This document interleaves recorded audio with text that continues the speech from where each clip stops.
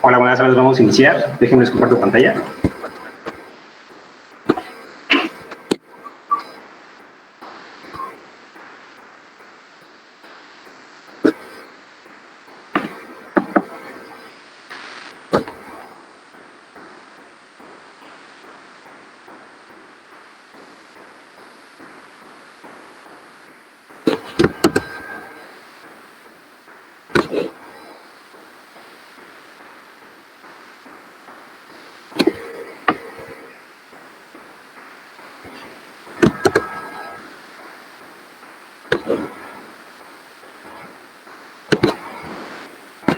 Y les voy a compartir la imagen.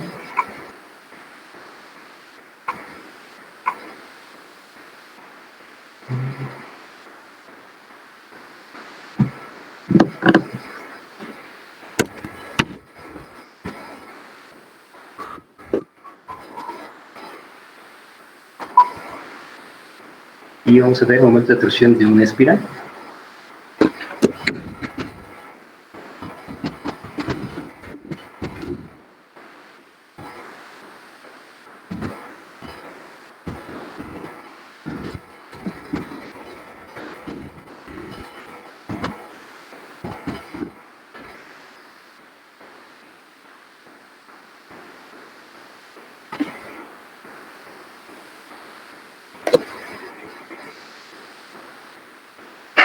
Bueno, alguna vez ya habíamos dicho cómo funcionaba el movimiento, pero vamos a recordarlo. Tenemos aquí la corriente que va entrando, entra en la espira y la dirección que va a seguir va a ser a través de todo el alambre y va a salir por el punto, bueno, por el lado G en este punto. ¿Qué es lo que sucede? Tenemos aquí el vector de campo magnético que va de norte a sur y en función de eso y de acuerdo a la regla de la palma de la mano derecha, sabemos que en este lapso o en este segmento que viene siendo del segmento D al segmento C, la fuerza va hacia arriba. ¿Cómo lo sabemos? Únicamente colocando nuestra mano derecha, primero ubicando quién, el vector de campo magnético, y después nuestro pulgar en función del sentido de la corriente eléctrica, es decir, desde el punto C al punto D. Con eso nos queda que el vector de fuerza magnética va hacia arriba. Luego para el segmento de la espira que viene siendo del punto E al punto G, hacemos lo mismo. Primero ubicamos por la regla de la mano derecha los dedos, por la punta de los dedos que viene siendo el sentido de quién, del campo magnético. Después tendremos que girar la mano para que el pulgar quedara en sentido de la corriente, que en este caso va del punto E al punto G, y nos queda que la fuerza magnética va hacia abajo. ¿Vale? ¿Hasta ahí hay dudas? Esto ya lo habíamos visto.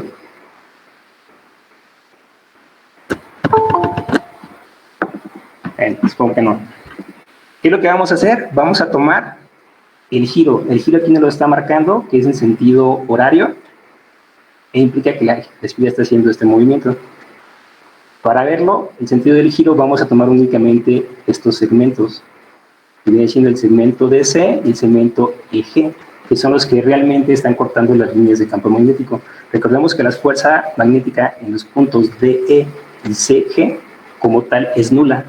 Ahora, ¿qué es lo que sucede? Para dibujarlo, lo voy a poner de esta manera.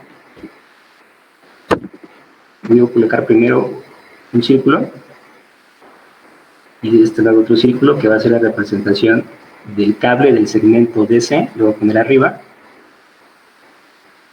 ¿Sí? Ese es el segmento DC y se va al segmento EG.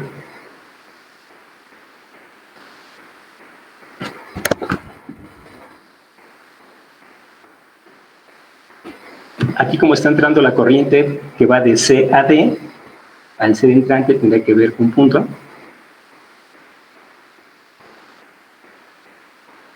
Y en el punto eje tendrá que ver una X, aquí lo yo.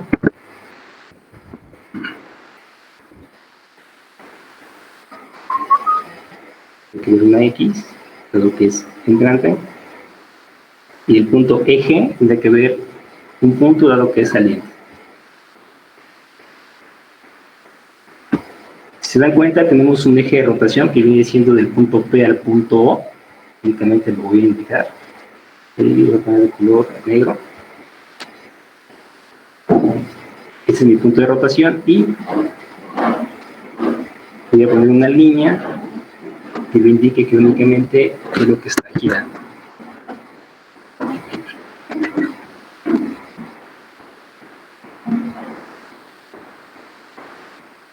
En función de eso sabemos que la fuerza para el punto DC va hacia arriba. Lo voy a poner con rojo.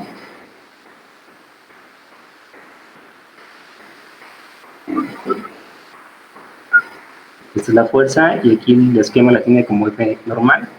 Y para el punto eje es fuerza prima. Y esta va hacia abajo.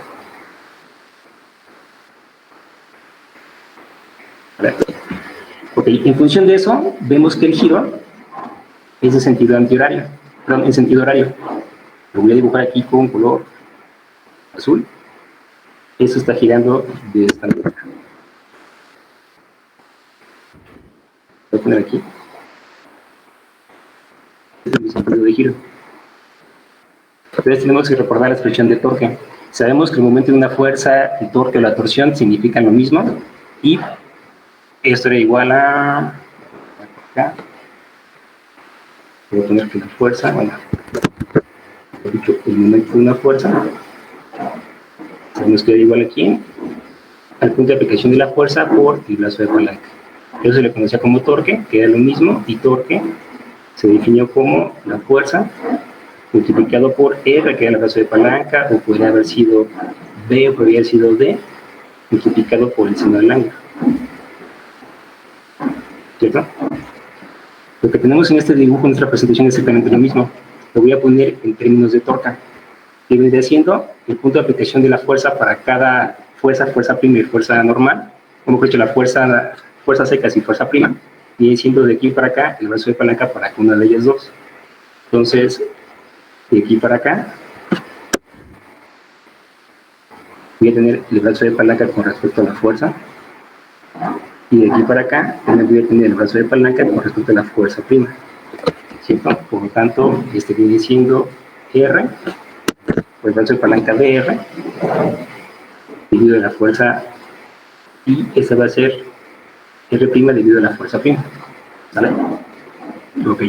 No tenemos valores, lo vamos a poner únicamente indicado unitariamente, por lo tanto, esto tendría que ser igual entre 2, o R medios.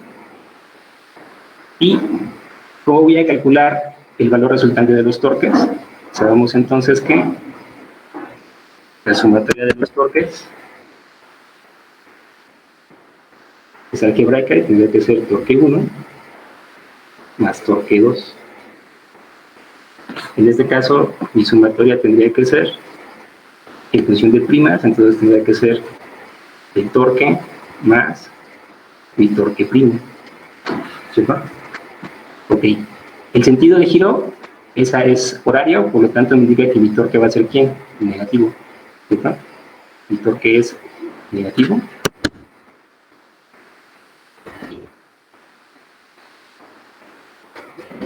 Entonces, esto en la sumatoria total me quedaría que en mi sumatoria de los torques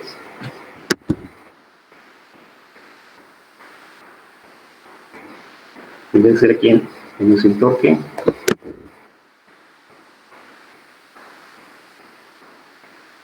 más menos, le voy a poner más menos el torque primo. ¿Cierto? Hasta ahí creo que no hay ningún problema, lo estamos viendo de una manera general y ahora tenemos que definir entonces el torque de cada uno. El torque de cada uno ya lo escribimos, vendría siendo esta expresión.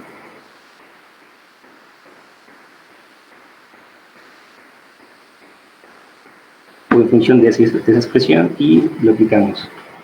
Para la primera fuerza vendría siendo el torque.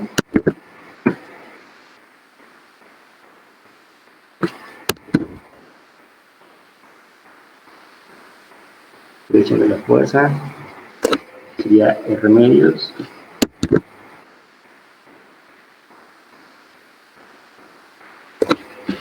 multiplicado por el seno del ángulo. ¿Cierto? Para el torque primo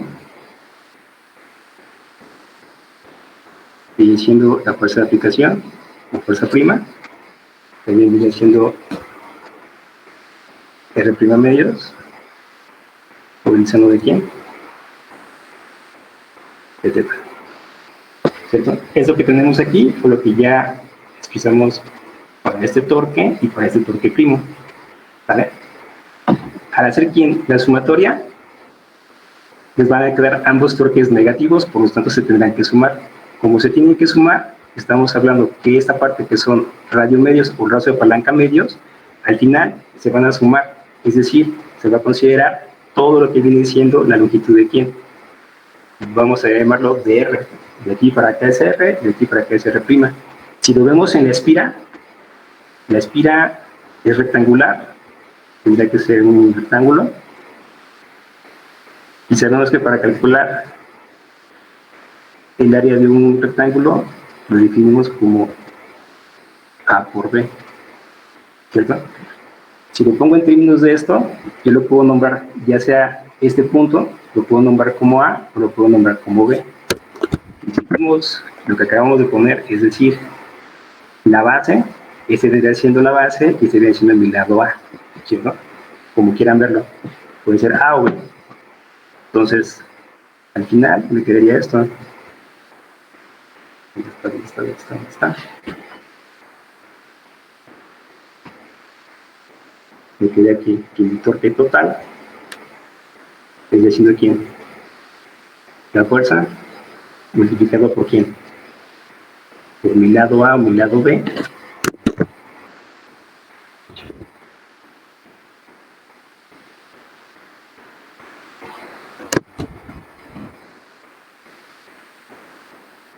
Por el seno de quién? De verdad. ¿Cierto?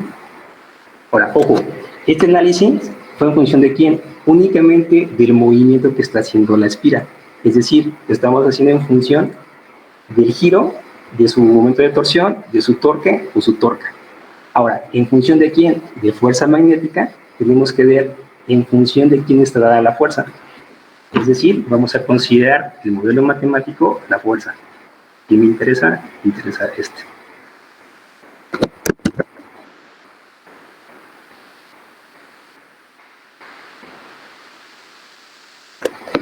Ok. Y para eso, en la espira, tenemos que concentrarnos en el punto de quién. En el segmento de la espira DC y el segmento de la espira EG. Es decir, en este segmento y en ese otro segmento. ¿Vale? Ok, ¿qué es lo que pasa ahí? Estamos viendo que circula quién, una corriente eléctrica por un conductor y en función de quién, de esa circulación de corriente eléctrica se genera una fuerza magnética. Una fuerza magnética es fuerza prima. Entonces tenemos que recordar el modelo matemático de un conductor recto. Sabemos que es la fuerza magnética, va a ser igual a quién, al campo magnético, multiplicado por la intensidad de la corriente eléctrica y la longitud del conductor, ¿cierto? Que es la fuerza de Biot. Esta fuerza es la que tenemos que sustituir en nuestro modelo matemático de la torca. ¿En función de quién? En la fuerza magnética o el momento de torsión de la espira. Entonces, aquí lo voy a describir. Y entonces, ¿qué? La torca sustituye lo que es quién, el valor de la fuerza magnética, viene siendo el campo magnético, la intensidad de la corriente eléctrica, la longitud, el lado A, por el seno de quién, por el seno de teta, ¿cierto? ¿Qué es lo que va a implicar? Que yo voy a tener dos fuerzas magnéticas. Mi primera fuerza, en función de quién, del segmento DC, y la segunda fuerza que va a ser en función del segmento EG, es decir, fuerza prima. ¿Cierto? El modelo va a ser el mismo. ¿Cuál va a ser la diferencia? La diferencia va a ser la longitud. Visualmente sabemos que la longitud va a ser la misma, pero esta longitud de fuerza, de la primera fuerza, va a ser en función de quién, de este segmento. Es decir, la longitud de DC. Entonces, ¿qué es lo que voy a hacer? Nada más lo voy a indicar.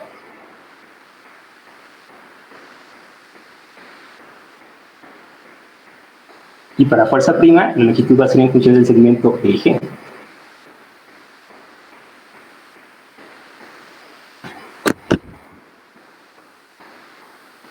¿Cierto? Ok. ¿Qué más? ¿Qué más tenemos que hacer? Bueno, En función de esto tenemos que ver en mi espira qué lado tenemos. Si tomamos ¿quién? Mi rectángulo, ya definimos entonces que el segmento D viene siendo el lado A y el segmento CG viene siendo el lado G. Por lo tanto, mi lado B viene siendo mis segmentos DC y mi segmento ¿quién? EG, ¿cierto? Que fue lo que indicamos aquí en el brazo de palanca.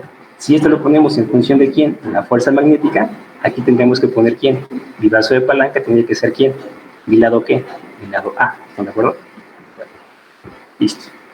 Ahora, cuando yo pongo o sustituyo el valor de quién, de la fuerza eléctrica, en el modelo matemático de la torca, me queda mi lado A y me queda quién. Bueno, mi lado en función de los lados DC y eje, y me queda quién, mi lado A.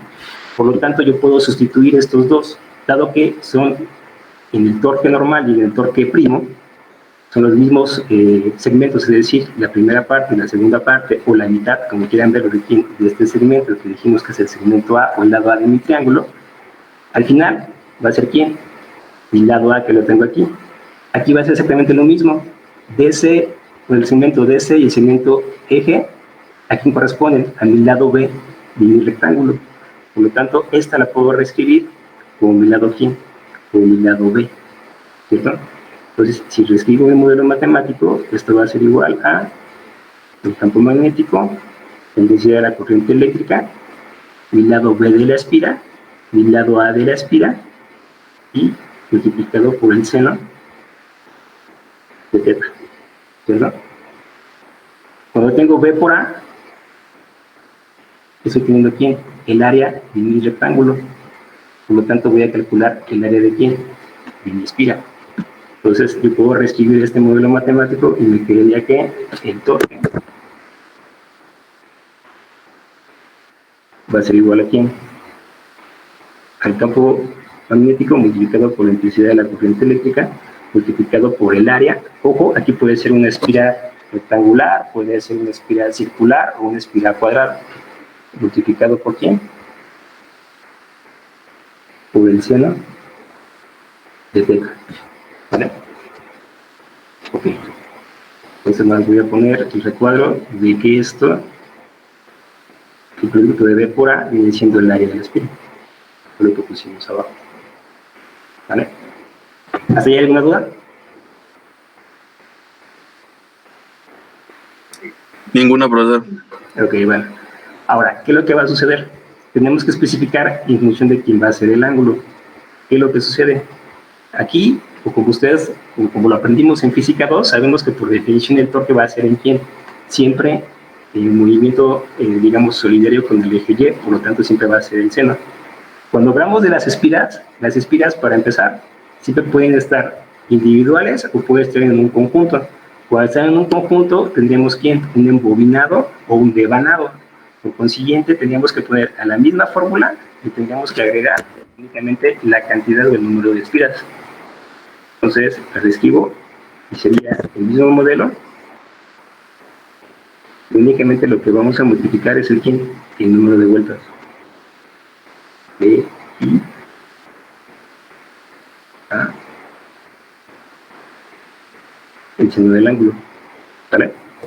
Ok, ya hemos acabado. ¿Por qué? Porque únicamente definimos en función de quién. De pasar de un momento normal, de un modelo dinámico, ahora vamos a ver el modelo electromagnético. ¿Qué implica? Que ese embobinado, al final, va a ser en función de algo como se le conoce como momento de dipolo magnético. Y lo voy a apuntar acá. Momento de dipolo magnético.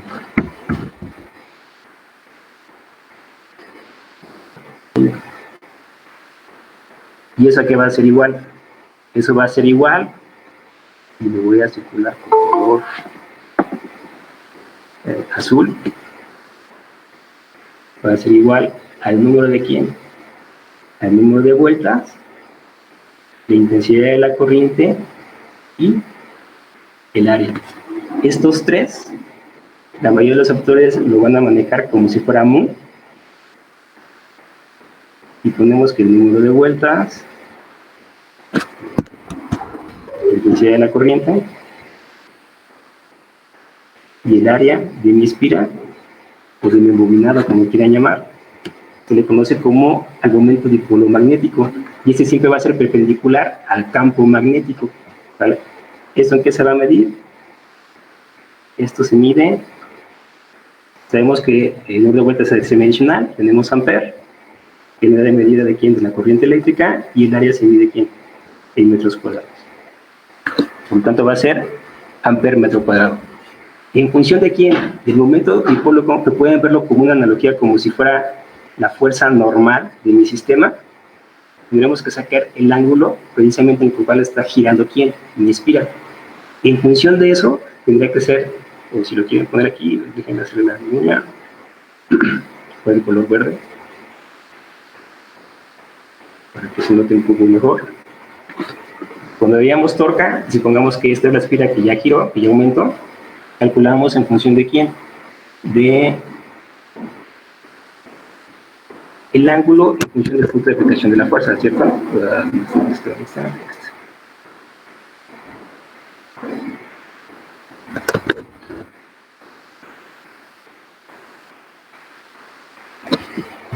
Y cuando lo vimos en dinámica, esto lo definíamos como quién, como teta. Ahora, en función de quién, del momento del dipolo magnético o en función del dipolo magnético, que va a ser la normal de mi sistema, implicaría que quién, que este ya no va a ser teta. Este, ahora lo vamos a llamar como alfa. ¿Verdad? Y en el momento que hacemos esto, ya no va a ser seno. Ahora va a ser quién, coseno.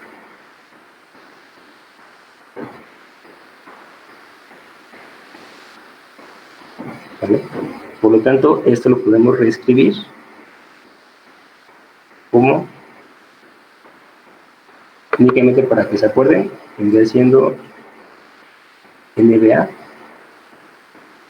multiplicado por quién, por la corriente, por el coseno de alfa. ¿Vale? Voy a dejar este número de vueltas.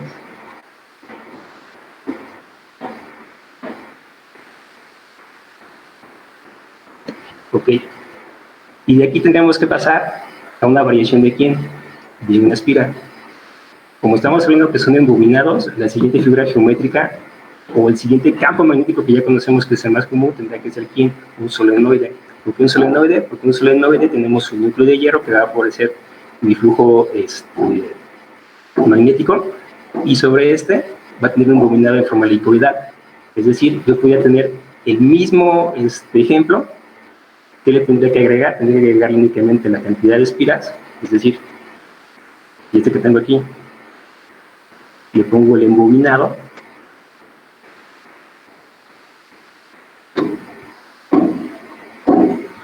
aquí a lo mejor sea entrada, y que aquí sea salida. Tengo el mismo caso. No sé si se alcanza a ver. Vale. Como sería el mismo caso, el modelo matemático prácticamente vendría siendo el mismo. ¿Cuál va a ser la diferencia? Que cuando hablamos de las espiras, en función del dipolo magnético, estamos hablando que para cada espira, es decir, para esta, para esta, para esta, para esta, para esta, para esta, para esta, para esta, para esta, aplicamos quién, este modelo matemático en función de quién, el coseno. Si aquí lo que se está girando, o se está moviendo, o tiene la torsión, o tiene el torque, vendría siendo quién, el solenoide, entonces ya este no sería quién, alfa, porque este alfa ya está para cada quien, para cada punto, para cada vuelta de la espira. Es decir, lo voy a dibujar del lado derecho. Aquí tendría quién, mi ángulo alfa. Y en función del solenoide, tendría entonces, en función de este sería quién, mi ángulo teta.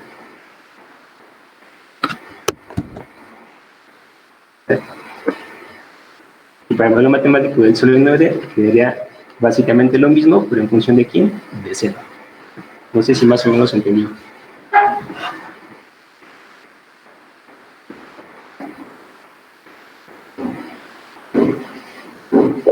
Profe, Sí.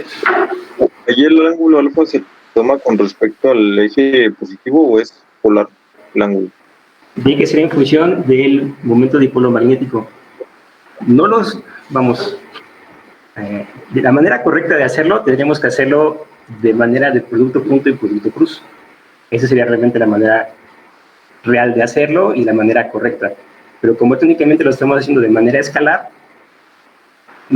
solo les explico de dónde viene, digamos, el ángulo alfa y dónde viene el ángulo teta para ponerlo en el modelo. La mayoría va a estudiar ingeniería. Cuando vean electromagnetismo, esto lo van a ver con integrales. Y en función de la integral van a tener que poner su plano y tendrán que posicionar, o en este caso tendrán que determinar cuál va a ser su plano. Y en función de eso van a tener que dibujar sus tres ejes. Es decir, tendrán que dibujar su eje Y,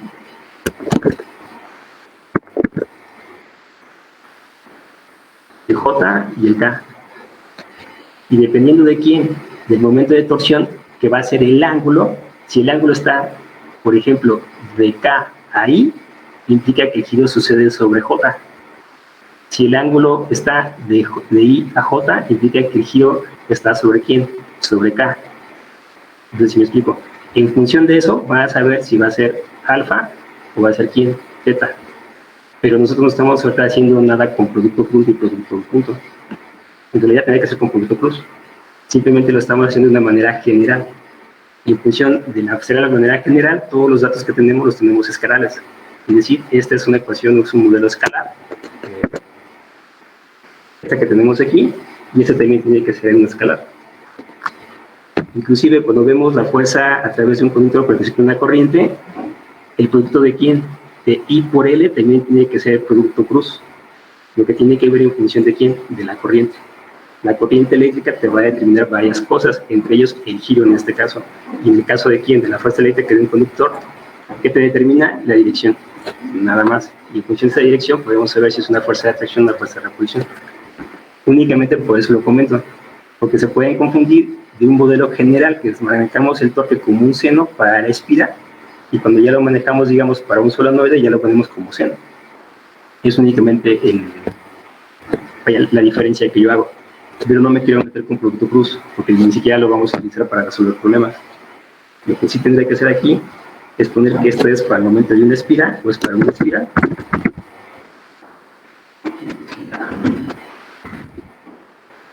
Y en el caso que sea para un solenoide, va a ser el mismo modelo, pero en lugar de ser coseno va a ser ¿quién? Seno. Y sería solenoide.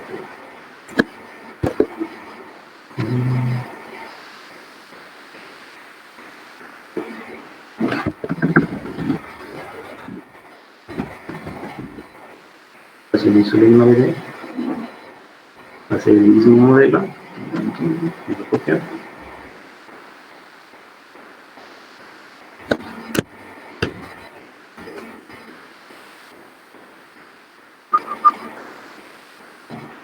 Es que aquí va a ser seno.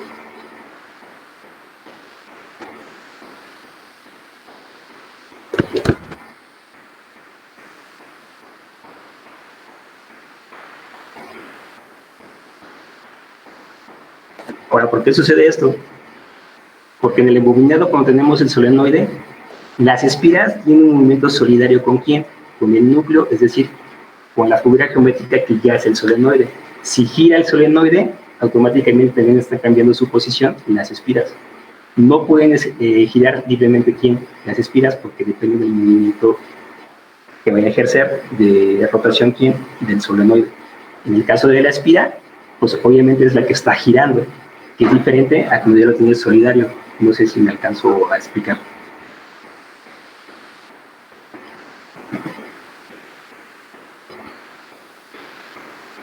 O sea, la fórmula que utiliza cuando solamente es una espira que está girando es la que tiene, donde dice campo magnético por intensidad, por el área, por el seno de teta, ¿no?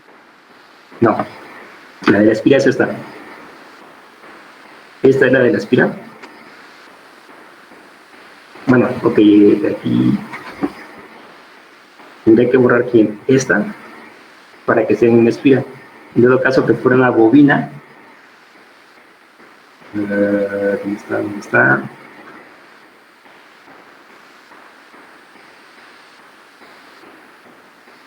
Si fuera una bobina,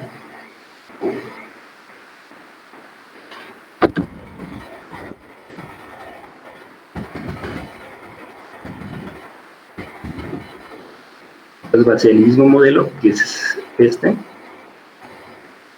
pero ahora le vamos a poner el número de vueltas. ¿A qué me refiero que puede ser una bobina? Esto, y ahorita vamos a hacerlo más pequeño.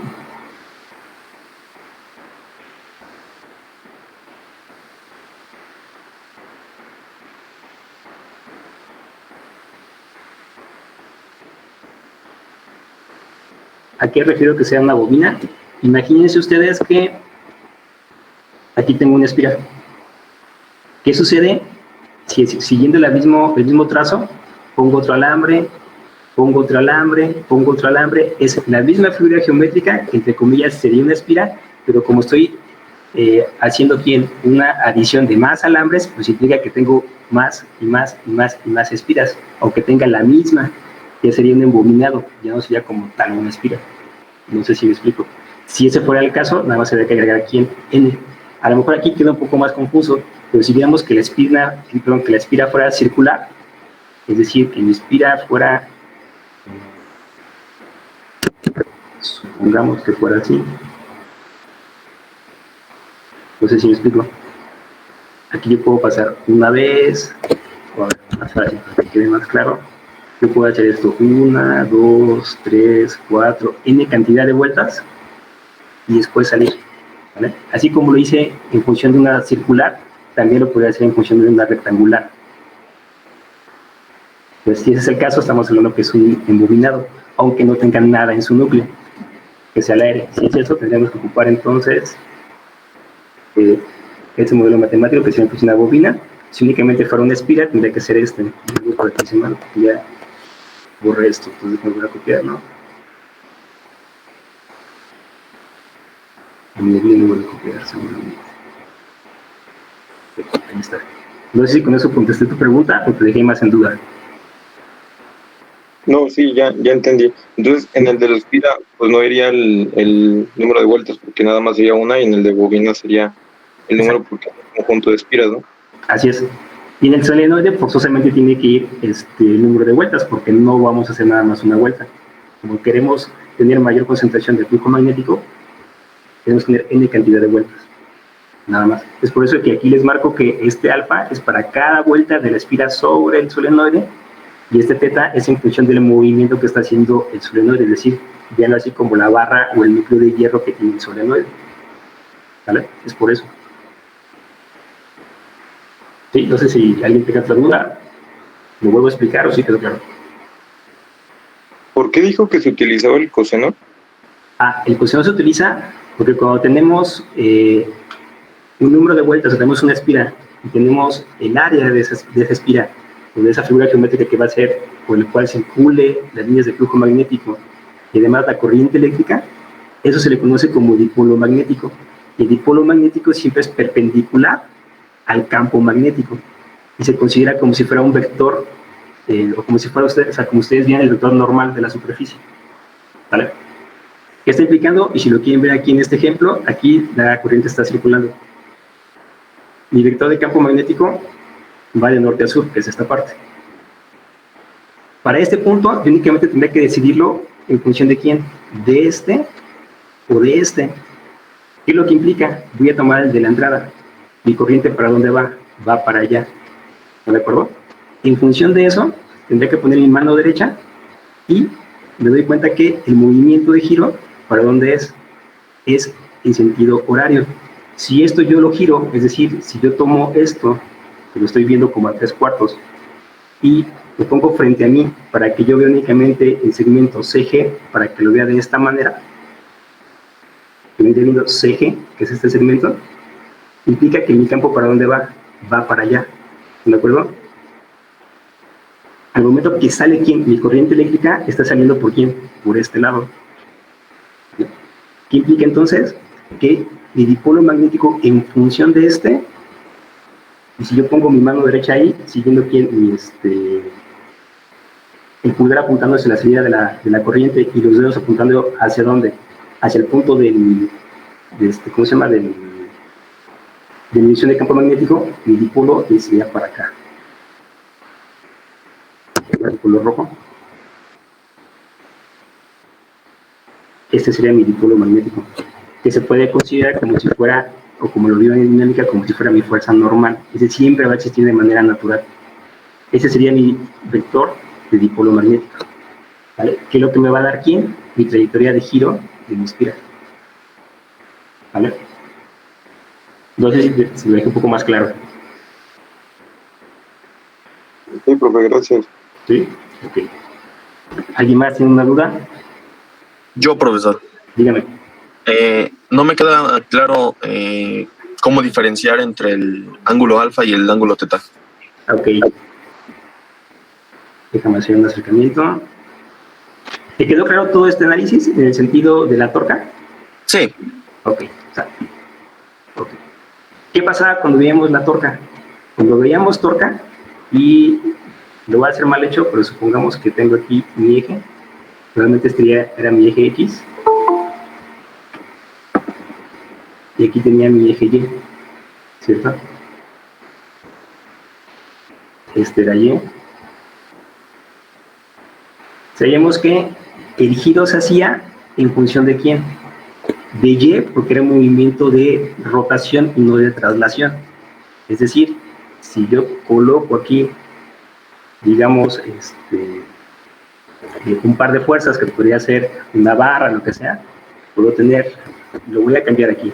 Puede ser que aquí la fuerza sea para acá y la fuerza sea para acá, ¿cierto? Por lo tanto, mi sentido de rotación era este. Sí, antihorario. Pero ¿qué es lo importante? Lo importante es que no había movimiento traslacional, es decir, sobre X quedaba estático. Pero en Y sí existía quién, existía movimiento de quién, de traslación, aunque fuera siempre sobre el propio eje. Cuando hablábamos de eso, decíamos que era quién, teta, ¿cierto? Ok. ¿Qué es lo que sucede con la espira?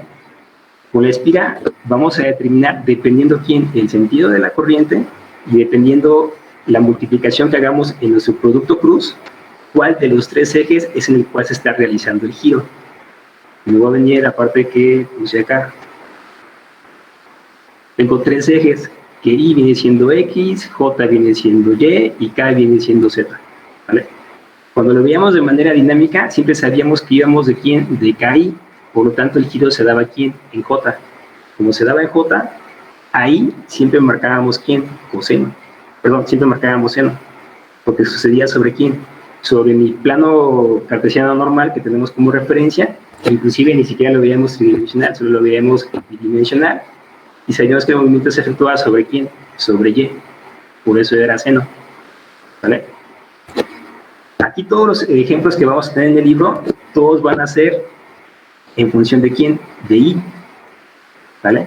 Es decir, la rotación de la espira, o el torque que se haga sobre la espira o sobre una bobina, siempre va a ser en función de quién, de I, porque va a ser de J a K, por lo tanto va a ser sobre I, ¿vale? Ahí no va a tener problema porque ustedes no tienen ni que encontrarlo ni que desarrollar el producto cruz, ¿vale? Por esa razón, siempre cuando hablamos de quién, de una espira o una bobina, del análisis que ya hicimos que fue de la torca dinámica normal, hasta aquí que ya pusimos a hablar fuerza eléctrica, cambiamos quién, el seno por el coseno, en función de que el giro siempre va a ser de I a J para problemas escalares, por eso siempre queda como coseno, ya sea sobre una espira o sobre una bobina. Cuando vemos el mismo análisis, pero en función de quién, de un solenoide, y también para verlo como lo hicimos en la espira y en la bobina de manera escalar, implica entonces que sí vamos a regresar entonces a la resolución de problemas escalares como lo hacían en dinámica. En dinámica, ¿qué es lo que hacían? Únicamente, a lo más que hacían era determinar quién, el sentido del torque, es decir, positivo y negativo. Sabemos que en el sentido quién, horario, era negativo y sentido antihorario era positivo. Era lo único que veíamos, ¿cierto? Ok. ¿Qué sucede cuando vemos el solenoide? El solenoide se está comportando como ustedes lo vieron en dinámica. Es decir, de manera escalar, donde X está estático y donde se está moviendo en función de quién. En función de del eje Y, por lo tanto utilizamos teta, que en este caso vendría siendo seno. Aquí cuando lo vemos en el momento de de un solenoide, el momento de torsión de un solenoide, estamos viéndolo tal cual como lo vieron en dinámica. Entonces, como lo vieron en dinámica, implica que tendrá que ser en función de quién, del seno, porque efectivamente el movimiento que está haciendo desde KI, por lo tanto en J, es donde se está haciendo el movimiento, pues está teniendo el sentido de giro, o el movimiento rotacional, en función de eso. No sé si te quedó mejor explicado. Sí, profesor, muchísimas gracias. ¿Sí? Ok.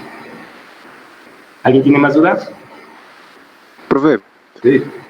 ¿de dónde sacó el seno del solenoide? Bueno, es que ya ve que en la espira tiene coseno y en el solenoide tiene lo mismo, pero nada más ahora con seno.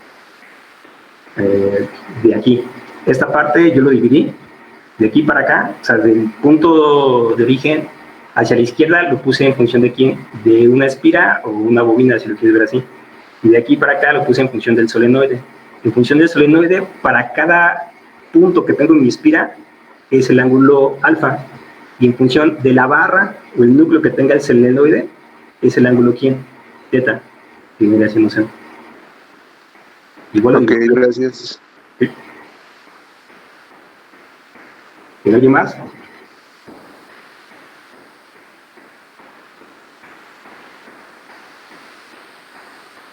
Bueno, si no tienen dudas, porfa traten de hacer los problemas que mañana los haríamos de capítulo 30, si no me recuerdo. Y a ver, checar aquí en el libro.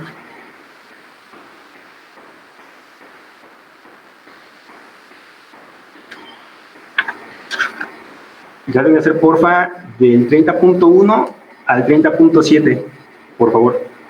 No lo revisamos en clase, pues, tuvo que haber dudas. ¿Vale? Entonces, déjenme descargar la lista. Ahí está. Vale, gracias, ya pueden salir.